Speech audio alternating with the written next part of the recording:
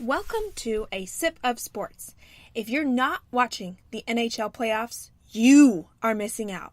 We have it all here along with the NBA, horse racing, beach volleyball, and stories you should know.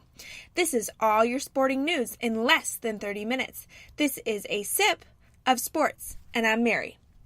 Welcome to another episode of A Sip of Sports, the podcast. You can listen to us on Fridays at 11:30 Central Time on 12-ounce Sports Radio. We are also on A Grueling Truth, as well as any of the podcast carriers. Please go and rate us if you listen to us on iTunes. The story of this week is Justify winning the Kentucky Derby this weekend. The Derby is on my sports bucket list to go to. Horses are my favorite animal. They have been my whole life, and I absolutely love horse racing. It combines so many of my favorite things about sports: speed, power, competition, and animals and humans working together. It's just awesome to watch, and I watched a lot of it on Saturday. So let's take just a second to talk about NBC's coverage of the Derby, right? So they have 4 hours worth of coverage for a 2-minute race. So I only really watched the big horse races. I really wish I could say that I watched more. And if I knew they were coming, or if I felt like I knew more about horse racing, I would probably watch more of it because I love it. So for NBC's coverage, I really love when they have the experts on there telling me about horse racing, the insides, making me feel like I'm more knowledgeable. They give you backgrounds on the horses themselves, on jockeys, on owners, on trainers. I love all of that. I could do with a lot less of the fashion and cultural stuff. And Ashley Judd is the one of my least favorite celebrities. So her trying to tell me to come to the Kentucky Derby is super counterproductive. When NBC takes the time to make me feel more knowledgeable at the sport, I could watch it for all of those hours. But they kind of fill it with too much fluff that makes me turn it off, and there have been times in the past where I haven't turned it back on when they were talking about complete nonsense. So, anyways, by the end of the coverage, I had chosen to cheer for Bolt de Toro. So he's this horse from an owner-trainer in Southern California. However, the horse, Bolt de Toro, was raised in a ranch in Montana. So they showed this video of this colt sprinting through the pastures, and that from my research, I came to understand horses really don't get to live like that. They don't get to live like that. Most horse races, and now, I'm not trying to be critical, right? I don't know much about horse racing. But most horses live in paddocks and stalls. They're so restricted on where they can go. That totally makes sense. When somebody's dropping $450,000 on a horse, or some of those horses go for over $1 million, I can understand being a little protective that they don't just, break their leg and waste all that money or hurt themselves. And, but I really liked that they chose to let this horse run free. And when they were interviewing his jockey, his jockey was the jockey that rode American Pharoah when he won his Triple Crown a couple years ago. And his jockey was talking about Bolt de Toro, and he said that the greatest advantage that Bolt had was that he was a happy horse. And I really enjoyed that. One of the things that I really enjoyed about that is that's kind of how I parent, not being afraid of the worst thing that could happen, but trying to make your kids happy and healthy and productive. It came to nothing because Bolt de Toro lost. He challenged Justify for the first 3 quarters of the race, but by the end, Justify just was the class of the field. He was the odds favorite, which who cheers for the odds favorite, right? That's so boring. Anyways, but it's obvious he was the class of the field. But this Derby was really all about the weather. It was raining all day, and the track was mud, and I loved it. And what was so cool, because they were talking about, like, how are these horses going to handle these different conditions? What are you going to do? Especially when you're sitting there. This was another reason why I had chose to cheer for Bolt de Toro. Because this is a horse that lived in the snow of Montana. I don't think he's going to be spooked by, rain and mud. But a lot of these horses that live in Florida or Southern California and are kind of isolated from the natural elements, I thought that really might play to Bolt's advantage. But this is the thing. Justify, he finished the race. I mean, it was so muddy. If you didn't see the race, complete mud, right? And Justify didn't have a speck of mud on his face. I mean, he was as clean as a whistle. And, I mean, that's how much he outclassed the field, but when when you're not getting mud thrown back in your face, you don't have to worry about it. It really was an exciting race, and the next leg of the Triple Crown is the Preakness in a couple weeks. Of course, we'll cover it here at A Sip of Sports, and we'll see if Justify can follow American Pharoah. So the best thing I saw this week was all the sports, okay? We're going to cover them, so we have a little bit of a different section in best thing I saw this week. But the outside of the Kentucky Derby, which was amazing, the next best sports thing that's happening right now is the NHL Playoffs. Seriously, if you are watching the NBA Playoffs, stop. The NHL are so much better. If you've already become bored by the NBA, because it's boring, move to the NHL. The NHL. And this is coming from a girl that is not a huge hockey fan. I'm just telling you, objectively, the better at sports happening right now is happening in the NHL versus the NBA. The Vegas Knights are the single best story in sports right now. They just advanced past the San Jose Sharks, who have a nice pedigree, and they have made it to the Western Conference Finals. They are a series away from making it to the Stanley Cup Finals. Seriously, this team just came into existence this year. It's insane. And they're playing great. They're playing great, close. I mean, they haven't had walkover wins, right? They had to beat the Kings, which have won the Stanley Cup with a lot of their players still on board. They had to go by Tampa Bay. Not Tampa Bay. They had to go through San Jose. Again, a great team. Now they have to take on the winner of the Winnipeg-Nashville series, which, if anything, is a better series than that San Jose Sharks-Knights series. They have taken it to 7 games, the Winnipeg-Nashville series, so I'm excited to see who comes out of that. In the East, Tampa Bay was able to defeat the Boston Bruins in 5 games. That was probably the least interesting game. They are going to play the Capitals. This was a crazy series. The Capitals, they beat out the 2-time defending champion Penguins, who the Penguins had beaten them the last 2 years to make it to the Stanley Cup, in which they then went and won. Of course, the Capitals have Alex Ovechkin, who's one of the best players of our generation, who's never made it to a Stanley Cup. They've had the best record in the league multiple years, haven't been able to make it to Stanley Cup because the Penguins always stop them and then go on and win it. And here the Capitals got past the Penguins. It took them 6 amazing games. It went to overtime in that 6th game. Seriously, it's must-watch television, the NHL playoffs. In the NBA, it has been a boring fest, in my opinion. And for a week where I watched a ton of sports, like I said before, the NBA was at the bottom of the list, and there was many times when I flipped to that and then never went back. Houston walked right over the Jazz. Not really a fun series. It surprised me because I thought the Jazz would give them a better run for their money, but, it's probably because I'm not giving Houston enough credit. Houston's a really good team, and I just have not given them the credit. Golden State had their way with the Pelicans. Another boring series. The Cavs swept the Raptors. Yeah, swept them. Number 1 seed got swept by the Cavs. I mean, the Raptors didn't even look like they were in it. LeBron beat them, and they were just rolling over and taking it. Seriously, this stuff doesn't happen in hockey. Even the Philadelphia-Boston matchup, which I thought was going to be a fun series, it amounted to nothing. The 76ers gave away Game 3. They gave it away. They said, here, Celtics, here, please beat us. I watched the end of that game at a restaurant. Oh my gosh. It was painful how awful the 76ers looked at the end of that game. And the 76ers looked young and stupid. So the NBA is quite boring. So hopefully next round will be better. We'll talk about the next round next week. In NCAAs, the UCLA women won the beach volleyball championships. Surprisingly, this was UCLA's first win in the beach volleyball until I went and found out that beach volleyball has only been in existence for 3 years. So they won the 3rd of 3.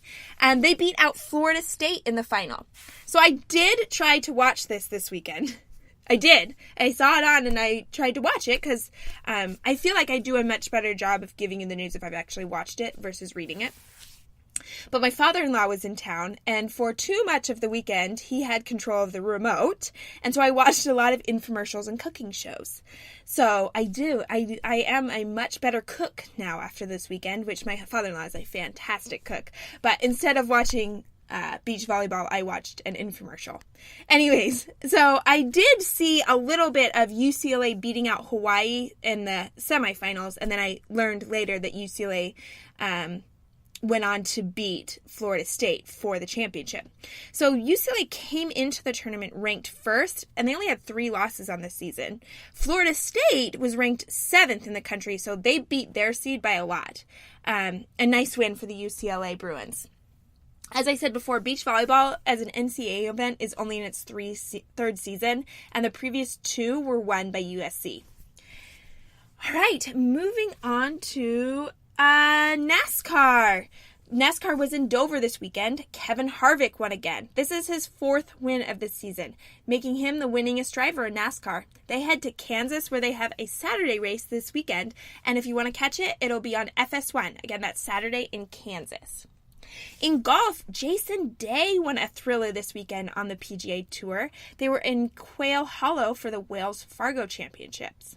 So Golf World did this great piece on Jason Day after his victory. It was written by John Feinstein that I thought I'd share some of it with you. Now, if you follow us on Twitter at A Sip of Sports or Facebook /A Sip of Sports, I shared this piece so you can go and read it yourself, but I'm just going to kind of talk about it.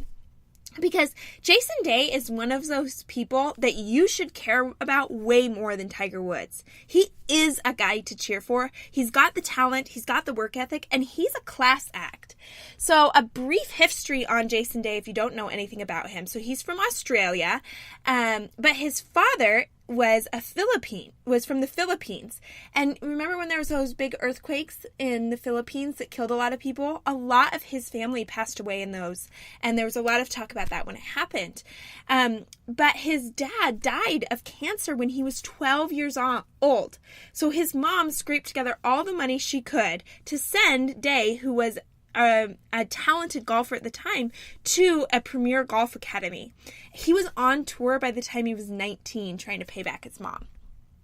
His first PGA Tour win was the Byron Nelson in 2010. He was only 22 when he won his first PGA Tour event. He would have a couple of close calls over the next few seasons, always coming up just short to players like McIlroy and Rose. He would win 8 titles in 15 months at one point to become the world's number 1. But this is a man who carries a lot of burdens on his shoulders. At 30, he and his wife, who have 2 kids that travel with him on tour, they're based out of Cleveland, Ohio. But just last year, his wife suffered a miscarriage. His mom has also battled with cancer, and he himself suffered from vertigo on the golf course. So Day is a guy loved and admired by his competitors. If you listen to people like McIlroy talk about him, they talk about him in such glowing terms. And he's only 30. He's a young guy out there. I know he has 2 kids. He's got all these wins. He's already been number 1 in the world. He's a young guy that's done a lot. But he's also a guy that carries a lot of responsibility of his family on his shoulders. So now you know a little bit more about Jason Day, the PGA winner from this week. All right, moving on to baseball. I watched some really good baseball this weekend. Well, good if you aren't a Rangers fan like myself. Because if you are, then you are just angry at the bullpen for losing, which is how I was. So in the majors, Boston is leading in the American League, but the Yankees are right on their toes. The Angels have moved in front of the Astros again in the West, and Cleveland still holds a healthy lead in the Central Division, but it's by far the weakest of the 3 divisions. In the National League, Arizona has the best record with Colorado on their heels. The Cardinals, Brewers, and Pirates are switching leads every day in that Central Division. And Atlanta has taken the East from the Mets, who have fallen behind the Braves and the Phillies over the last week. Cincinnati and Baltimore have the worst records in baseball. Interesting, the Mets just traded their pitcher Harvey to the Cincinnati Reds. That just came out this week. Another big change, Clayton Kershaw, who's been the best pitcher in baseball for the last 10 years, he was put on the DL again this year. This is his 3rd straight season where he's had to go on the DL. Kershaw has been a monster for years now, and I really hope he has the chance to play for another World Series. He deserves it. In individual accolades, Mookie Betts is leading the majors with home runs, with Joey Gallo of the Rangers right behind him. So, a little pause here. Buster Olney, the ESPN baseball writer, wrote this really interesting piece about home run ball and relief pitching and how it's changed baseball. So again, I shared his original on my Twitter account at A Sip of Sports and at Facebook / A Sip of Sports. So go read the whole thing if you get a chance because it's great. But his general point that he's making is because people can hit the ball so hard now, starting pitchers aren't making it through as many innings. Thus, there are bullpens full of a lot more pitchers, but these pitchers can throw really hard, like triple digits hard. So with so many pitchers that can throw the ball so hard, hitters aren't even trying to just get the ball in play. They're trying to launch it. They're using the speed of the ball to go long. So what has happened is the rise of people like Joey Gallo, who plays for the Rangers. So Gallo played at the minor league level at the Frisco Rough Riders, which is just down the street from me. We have been watching Joey Gallo for years now. And this is how he played in the minors. He either hit the ball a long way, and I mean like a long way, or he struck out.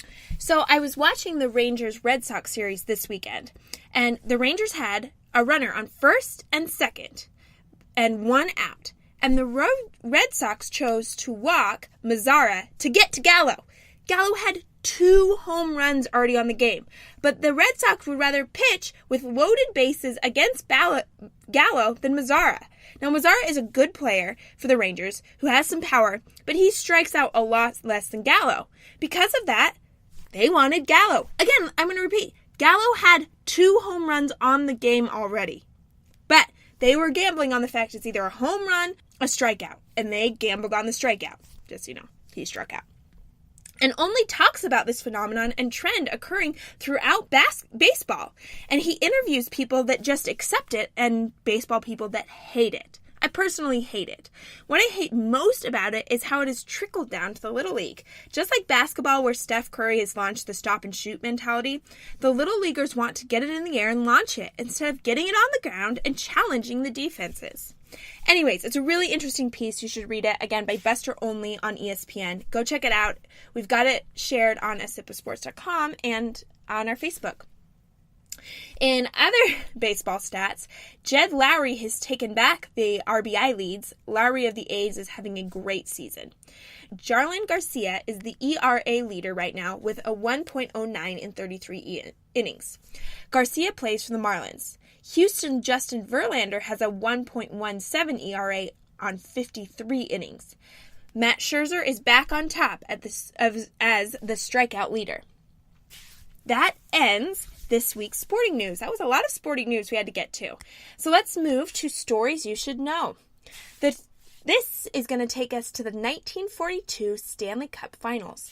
The Toronto Maple Leafs came roaring into the 1942 Stanley Cup Final feeling invincible. They had just dispatched the regular season winner, New York Rangers, in 6 games. This left the only team remaining to prevent them from winning Lord Stanley's Cup for the first time in 10 years to be the lowly Detroit Red Wings, who had finished a dismal 5th in the 7-team league. Somehow, the Wings had defeated the Montreal Canadiens and Boston Bruins in the first 2 rounds to earn the right to face the Maple Leafs in the Stanley Cup Final.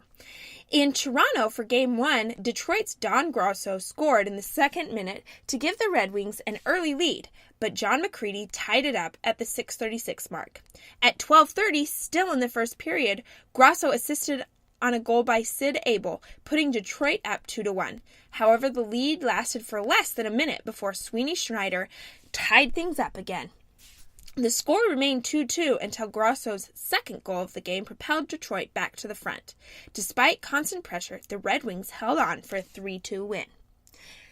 The series was now 1-0 Wings ahead. The Maple Leafs fans were stung by Game 1 loss, but figured the home team would even things up in Game 2, again in Toronto. The Red Wings, again using the dump and chase tactic, dominated, scoring twice in the first period and then rolling to a 4-2 triumph. Grosso tallied another 2 goals in a penalty-filled physical game decided in the corners. The Red Wings were up 2-0 with games 3 and 4 in Detroit. Could this shoe-in for the Maple Leafs turn into a sweep for the Red Wings? Game 3 in Detroit was another dump-and-chase clinic by the Red Wings, despite the Maple Leafs scoring the first 2 goals within a minute of each other of the first period. Detroit immediately responded with 2 goals of their own. These were the first of the 5 straight Red Wings goals. In another penalty-filled game, the Red Wings muscled their way to a convincing 5-2 victory. The Maple Leafs still had not won a game in the 3 played. The Red Wings went for the improbable sweep in Detroit in Game 4. Before the game, Toronto coach Hapday replaced 2 of his regulars with Don Metz and Hank Goldup on the active roster. Now, Don was the brother of a fellow Leaf, Nick Mentz, and was about to change everything. Prospects looked good for the Red Wings early in Game 4. Detroit scored twice in the second period to jump off to a 2-0 lead. Suddenly, the Toronto came to life. Before the period was over, Bob Davidson and Lauren Carr had scored for the Leafs to tie things up going into the third. Carl Limscomb scored, putting Detroit back in front 5 minutes into the final period. But the Red Wings couldn't hold it. 2 minutes later, Leafs captain Sil Apps retied it, and Nick Metz scored the game winner with 7 minutes left. Toronto had staved off elimination. That game ended in total chaos. Detroit, not happy with the officiating, drew 2 misconduct penalties in the final minutes. At the end, Detroit coach Jack Adams physically assaulted the game referee, Mel Harwood. Harwood and the NHL president had to be escorted out of the building by police. The result of that incident was that Detroit would be without their coach for the rest of the series. Adams was suspended indefinitely. Red Wings captain Ebby Goodfellow took over coaching duties for Detroit in Game 5. Feeling fortunate, still being in the series, the Maple Leafs took control early on in 2 first-period goals, and then netted 5 more in the second. Don Metz was huge, scoring 3 goals and assisting on 2 others as Toronto routed the Red Wings 9-3. This sent the teams back to Detroit with the Red Wings led only 3-2. In Detroit, the Game 6 Hall of Fame goaltender Turk Broda was dominant for Toronto, but he had to be, as Detroit's Johnny Mowers almost matched him. Don Metz again was pivotal as he stole the puck deep in the Detroit end zone and then beat Mowers 14 seconds into the second frame to put Toronto in front. That would be the only goal until late in the third period. In a rough, physical game, the Leafs scored 2 late goals to even the series 3-3. Game 7 was in Toronto, but it was no walkover. Before the record crowd of 16,000 people, it was the largest crowd to ever see a hockey game in Canada. Detroit survived being 2 men down in the scoreless first period, then struck early in the second frame on a picture-perfect play from Sid Abel to Jimmy Orlando to Sid Howe, who then beat Turk Broda, putting Detroit up 1-0. Toronto carried the lead into the third period. About 7 minutes into the period, just as Detroit was killing off another shorthanded situation, Sweeney Schreiner scored on a mad scramble in front of the net to tie the score. 2 minutes later, on another fight in front of Johnny Mowers' net, Pete Langell beat Mowers to put Toronto ahead for the first time. The Maple Leafs would dominate the rest of the game. Schreiner scored again at the end of the third, and the Toronto Maple Leafs had an unprecedented championship. There have been teams that have come back from 0-3 in professional playoffs since. The New York Islanders in 1975 came back against the Pittsburgh Penguins, the Philadelphia Flyers over the Boston Bruins in 2010, and the LA Kings downed the San Jose Sharks on their way to the 2014 Stanley Cup Championship. Only once has it happened in baseball. The Boston Red Sox overtook the New York Yankees as the American League Championship Series in 2004, but 1942 was the only time that it ever happened in a championship final. Even though the Red Wings would win the Stanley Cup in 1943, the next decade would belong to the Maple Leafs, as they would win 5 of the next 9 Cup Finals. All right, I am quickly running out of time for our returning sequence, so I'll try to let's talk about these really quickly. What I'm reading. So I am reading my first Thomas Sowell book. It's called Black Rednecks and White Liberals. So this is a must read for anyone interested in current politics, race relations, American history. This book was nothing like I thought it would be. It's so much better. It's really if you're a conservative on the political spectrum, Thomas Sowell is the leading intellectual of the conservative moment, and this is his best book. And if you're a liberal or moderate on the political spectrum, this is the kind of book that you need to read to know what the conservative argument is. Because I just want to make something really clear that I think should be made very clear. Everybody in the United States thinks racism is wrong, right? Whether you're Republican or whether you're Democrat, everybody thinks racism is wrong. What to do about different racial disparities in different places in the United States, that is where the debate is over. And Thomas Sowell gives you his argument on why there are disparities among races and what to do about it. So anyways, great read. Really good read. Again, that is called Black Rednecks and White Liberals by Thomas Sowell. Also, really easy book to read. It's not a hard intellectual book. It's interesting, it's thought-provoking, but it's quite easy to read. And not very long. I think it's like 195 pages. All right. So the best thing I saw this week, I talked to you guys about already, was totally the Kentucky Derby or some of the baseball I watched or the NHL. A lot of great things.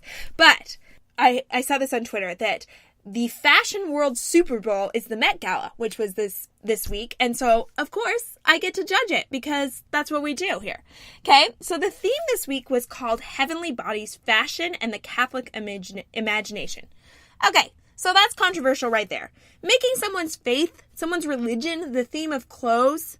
I mean, can you seriously imagine them making a theme called The Medicine Man, a look at Native American mysticism? But is there anyone that doesn't find a hypocrisy in this whole anything? Anyways, I digress. So there were some people that took the theme and went really cool, beautiful, creative ways. So some of my favorites was Zendaya. You'll know her from The Greatest Showman. Anyways, she dressed up in this really pretty silver dress that was a throwback to Joan of Arc. Now, Joan of Arc, unless you're British, is a great heroine to honor on this night. She was a staunch Catholic who believed she was fighting for God. It was classy. Zendaya made beautiful. So really a nice job, right? If those are the kind of things you're doing, I'm okay with that theme. My absolute favorite was Blake Lively. One of the things that kind of differentiates Catholicism from Protestantism, especially in the early days, was Catholicism was rich with color. Just look at things like the Sistine Chapel and the Last Supper, which were all under the Catholic regime, right? Their places of worship are filled with color and richness and beauty. Protestantism is much more subdued. And Blake Lively, the actress, wore an exquisite dress of maroon and gold with this beautiful halo and exquisite jewel work on her gown and bodice that echoed into her hair. She looked stunning. She captured the beauty that Catholic art is. It was really stunning. It was really beautifully done. I really loved it. The other one that I really liked was Samantha Siegfried. She's the one that plays Cosette in Les Mis, which we talked about last week. Anyway, she had this beautiful yellow gown that she looked like an angel without looking exactly like an angel. Very pretty. You can go find, I posted all my favorite, and I'm going to talk about my least favorite here in a second. I posted all of that on a Sip of Sports on Twitter and Facebook. Again, that's at A Sip of Sports on Twitter, so go look it up. I do want to talk about the two of my least, I just have time for two. So two of my least favorite. First, Katy Perry dressed up like an angel, like with wings and everything. She had these thigh-high golden boots and a mini skirt of gold and annoyingly gigantic wings. I mean, like huge wings. And my thought is, I think Amanda Siegfried made her look so bad. Katy Perry went for shock value and not creativity and interpretation. Siegfried did, and did it so much better. But the overall loser was most certainly the singer Rihanna. She dressed up as the Pope. You know, had his headdress and a miniskirt and plenty of cleavage. Come on. Can we get just a little more tasteless? She even arrived in a fake Pope mobile. It was just all without creativity. Anyways, go check it out at A Sip of Sports. Right? You listen to a sports podcast and you just learned all about the Met Gala. You're welcome. All right. just really, really quickly, we're doing politics a couple times today. You know, because at A Sip of Swartz, we're not afraid of doing politics. Okay, so my overreaction of the week is Kanye West. So this has been happening for the last couple weeks, but I kind of just wanted to address it really quickly. So Kanye West has come out and been a fan of Trump. And I just want to point out that he, met Trump right after Trump was elected, and he kept saying he was going to run for president in 2020, and then he met President Trump, and he was like, okay, well, now I'm waiting until 2024. One of the big things that has happened is he's talking about how, he doesn't have to, he's an individual, right? Believing he can think whatever he wants. He doesn't have to think in a box, right? Sort of. Now, there has been so much overreaction to what he said. First, I'm going to call out conservatives and Republicans. Stop acting like any celebrity that ever takes up your cause is a great, great thing.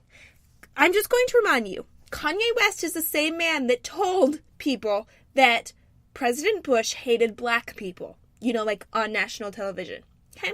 This is also the man who said to Taylor Swift, the nicest person in the entertainment industry, I'm going to let you finish. Right? This is not a guy that really we should be listening to, right? I mean, it's just not a guy we should be listening to a lot.